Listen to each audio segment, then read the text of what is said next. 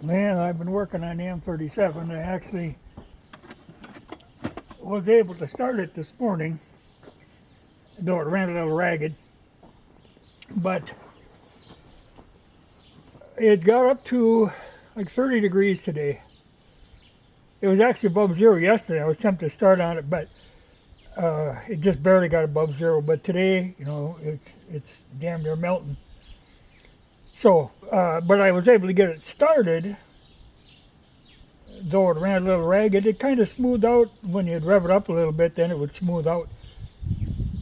But I got it warmed up, which is nice. If you're working on a cold motor, it's a lot more miserable than working on a warm motor.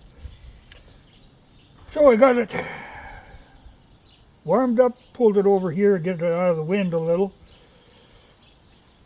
But I couldn't find that the points were too closed. They actually looked, if anything, they were opening a little bit too far, which can be a problem because then your coil doesn't get enough chance to recharge between fires, So, but I don't think that was really the problem. The points looked a little bit burned, though, not bad, but you can see where they weren't actually closing square. These are good Napa points too, but I had spares, so I put those in, new ones. So I'm pretty sure that'll do it. Though one of the things I should do is change spark plugs. Now, they use a strange aircraft waterproof spark plug. Plug wires have got these kind of fittings on them. And, they're good, but a set of 6 of these spark plugs is around $100. But like I said, I think I've had these in there for at least like 3 years, maybe longer, though I don't put that many miles on. But I think it could be time to actually buy another set and then clean these and keep these for spares. They're a regular Autolite spark plug, but they're this aircraft type. So I'm going to go ahead and do that. Like I say, these plug wires are a bit unusual because of that waterproofing. They've got gasketed and, they're like $200 a set. But the plug wires are good, I'm sure of that, because I replaced those after I bought it. But I think I'll have to order in another set of spare points, though I had new ones. But I like to keep spares for everything. So I'll try that. I think I have like 3 days of this nice weather, so I should be able to get it sorted out by then. But I think I got her about right now. And I know how to, it's not a big deal. Like I say, to work on these, you really have to pull the distributor out. But it's not that tough of a job after you've done it a couple times. The trick is, it's not a fun job to do when it's really cold. But with a warm motor on a 30-degree day, no big deal.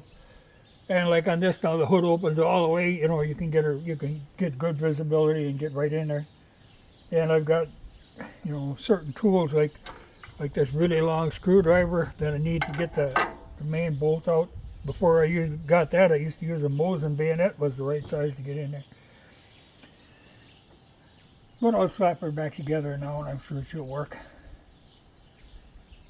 But like I say, I think I'll get the spark plugs and then swap them out.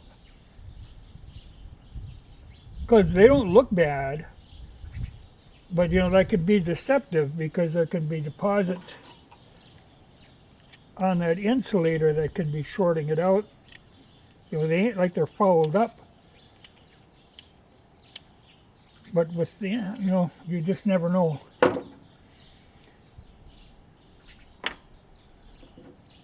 But I can clean them with the glass beater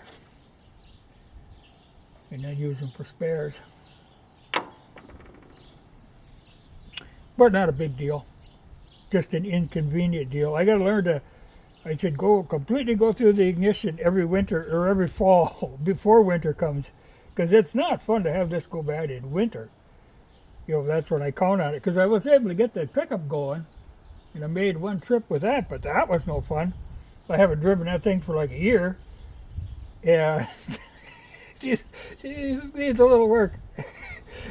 I went over to my brother's and I made her back, but it reminded me of that movie Apollo 13 where they went to the moon and then they had to turn around and limp their way home. Well, I was kind of limping. And the tire, I aired it up when I was over at his place with his air compressor. And the next morning it was flat again. So I got to change tubes on that, which I have, because the problem is they're tubeless. They're big 19.5s, they're tubeless tire. And if they sit flat, then they don't want to beat up decently again. So I'm just going to put tubes in them. That's what I do. Just get rid of that tubeless thing altogether. But it's nice to have this warm of a day. You need that break once in a while. But I can put this thing back together. But I'm sure it'll start now. But I've had enough of winter for a while. But we had like 3 days ago it was 30 below, now it's 30 above. A 60-degree swing. But this thing is capable of starting down 40 below even, it shouldn't be a problem. So there was something out of whack here. Though, like I say, spark plugs, they really should be changed. I just hate to spend $100, but I'll do it. Then I can have that other set for spare. But I have to order them. There's, none of these. Well, the points and the condenser, them I can buy at a regular Napa. If you're lucky, they've got them in stock. But spark plugs, they look at them and they have never seen anything like that. Though I think it's pretty standard aircraft. But Napa don't deal with aircraft. Because most people have never seen anything like that. But you run into that a lot. I think that's where a lot of these have been changed over. They pull this waterproof ignition system out of them and put in a regular car one. Because you can, but then you lose all the advantages of the waterproofing. But it would be a heck of a lot easier to work on for most people. Or they make an electronic setup too, people put in, but I don't trust electronic. This I know I can monkey around and get working. Electronic, when it dies, you're just screwed. But I've seen a lot of them that have been converted to the regular car ignition, because the distributor shaft and all that's the same. You could just slide a regular car distributor in there for a flathead Dodge. And then go with the regular spark plugs and regular plug wires, stuff that you can actually find. But I like this, heavy duty waterproof setup. It's just that it is expensive to replace, and it can be a little inconvenient, which is why I have to carry, I've got, I think 3 of these ammo cans full of spare parts.